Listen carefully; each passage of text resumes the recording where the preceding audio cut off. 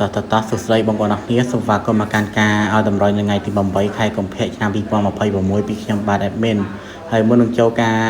ឲ្យតម្រុយហ្នឹងគឺ admin សូមចិត្តបងប្អូនអរគ្នាឲ្យចុច subscribe ម្នាក់មួយផងដើម្បីឲ្យកម្លាំងចិត្ត admin ឬអ្នកដែលមកថ្មីៗកុំភ្លេចចុច subscribe ម្នាក់មួយផងដើម្បីទទួលបានការឲ្យតម្រុយជារៀ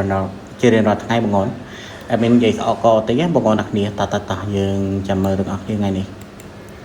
ថ្ងៃនេះគឺជាថ្ងៃទី8ខែកុម្ភៈឆ្នាំ2026អត់មានបានទៀងទាត់ទេអត់បានទៀងទាត់ម្សិលមិញទេហើយបងប្អូនអរគ្នាដឹងថាម្សិលមិញយើងលេងអីហើយអត់មានដាក់លេខអីម្ដងទេណាបងប្អូនអរគ្នាដើម្បីកុំឲ្យខាតពេលច្រើនលេខតូចរបស់យើងគឺយើងមាន47 52 13ហើយនិង41 47 52 13 41 ABCD បងប្អូនABCD ហើយលេខហ្នឹងគឺយើងមិនបាច់លេងកូនលេងអីទេបើលេងកូនលេងអីនាំតច្បោកច្បល់ទេបងប្អូនហើយលេខអស់របស់យើងគឺយើងមានអុកខ្ទង់40ហើយនិងអុកខ្ទង់10បងប្អូនអុកខ្ទង់40ហើយនិងអុកខ្ទង់10រីឯលេខធំវិញយើងមាន259 735ហើយនិង415 259 735 415បងប្អូន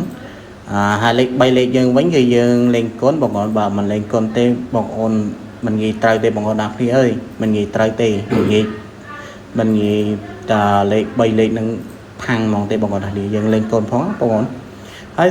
សម្រាប់លេខតម្រុយរបស់យើងគឺយើងលេងម៉ោង4ម៉ោង6តើបងប្អូនអ្នកគ្នាលទ្ធផលការឲ្យតម្រុយនៅថ្ងៃទី8ខែកុម្ភៈឆ្នាំ2026យើងក៏បានដល់ទីបញ្ចប់ដែរបងប្អូនមានសូមជូនពរបងប្អូនអ្នកគ្នាហេទាំងអស់គ្នាថ្ងៃស្អែកបងប្អូនថ្ងៃស្អែកម៉ោង4ម៉ោង6ហ្នឹងបងប្អូនអ្នកគ្នាត admin នឹងជួបជាមួយនឹងបងប្អូនអ្នកគ្នាថ្ងៃស្អែកបន្តទៀតបងប្អូន